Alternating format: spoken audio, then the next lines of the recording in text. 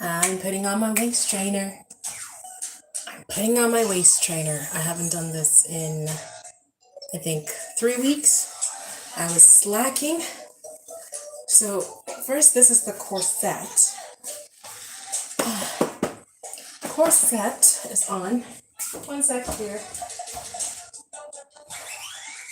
Oh wait, it's over there. Okay. And then here goes the waist trainer on top of it. So I wanted to talk about this because I know I talk about fibroids a lot, having uterine fibroids on this channel because that's been my experience. So I just want to discuss, obviously, the benefits, if there's any benefits at all, of wearing a waist trainer while you have fibroids. Because as most of you may know, the reason we wear this is to push everything back into place. Because after pregnancy, after having a baby, everything kind of gets displaced.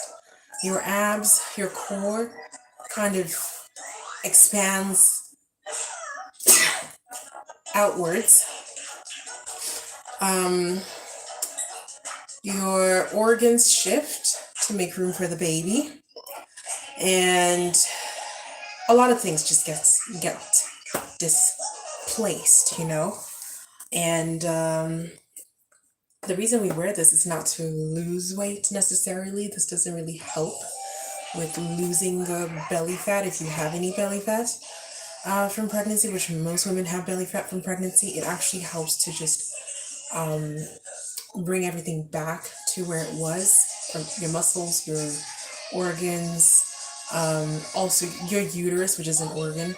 Your uterus, because it expands to hold the baby, you can shrink it back down to its normal size. And if I remember correctly, the normal size of a female uterus is an avocado,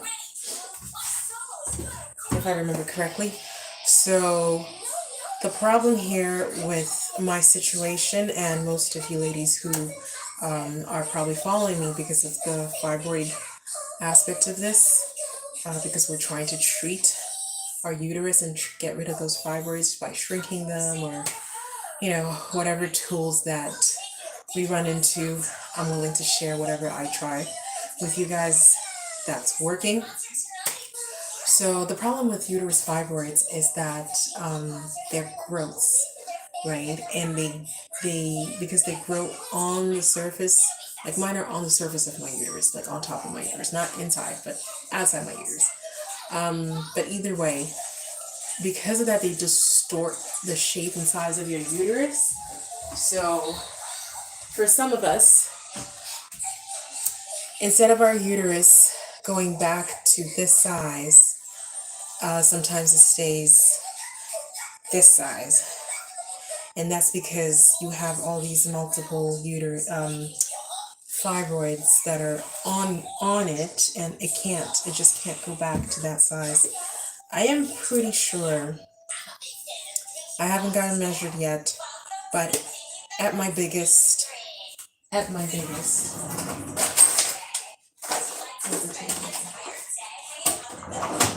had a tape measure. I was going to measure this. When I was pregnant, I'm pretty size, my uterine fibroid was the size of this papaya right here. Against my hand. Or do I have something that's normal size? Baby bottle? Just for scale, right? Or a thing of glue. So, I feel like I might have been able to get it to shrink a little bit, but I still can feel it for the most part. So it's still large, still on the large side. And I doubt that anytime soon I'll be able to get my uterus back to this size. Because of that, I really need to get rid of the fibroids altogether. But so I'm really trying to do this the most natural way possible, which is healing my body with food. And if that absolutely fails, I might have to go in for surgery. Um, and I keep forgetting to introduce myself when I start videos. Hi, this is Peachy from A Peachy Life. I changed my hairstyle today, as you can see. I took the twists out and just brushed it a bit so it's nice and tidy. And just let it out a little bit at the back. Let my curls hang out. I rarely do my hair. I rarely have time to do my hair. But baby's still sleeping. He's still napping right now. So I figured, let me do my hair a little bit different and wear something I feel nice in and put my corset waist straightener on. Mine is a combination. It's a corset inside, waist straightener on top. You can get one or the other. It doesn't matter, whatever you're comfortable with. It's just when I bought this set, it came with this. It also came with the hip, what do you call it? The hip support. But I normally use that when I'm pregnant to like the weight on your hips, especially the pelvis as it shifts, because your pelvis actually shifts and kind of opens up to make room for that baby to come out. So I don't really wear that right now because I feel like I don't need it. I feel like that area has healed. It's come back together just fine. I don't feel any clicking when usually when I went like that, I would feel the clicking of that pelvis separation, but I don't feel that anymore. I don't feel any discomfort or pain. So, yes, honey, yes. I'm just feeling myself today. Please, just allow it. It's been a long time. For those of you that are moms, you understand what I'm talking about. For those of you that have never had the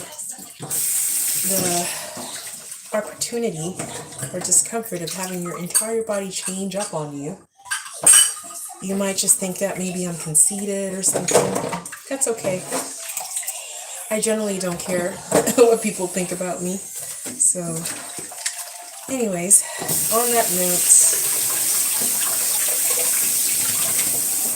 I need to do dishes.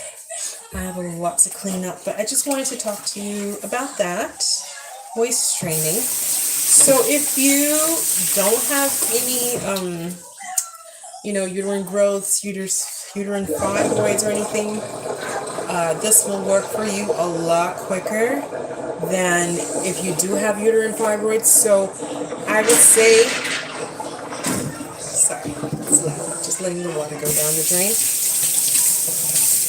I would say for mamas that are suffering with uterine fibroids, the biggest change that you should expect when you get one of these is psychological. Like, be prepared and understand that it's going to be a much slower process for you to see results. I know you see people on social media or on TV all the time.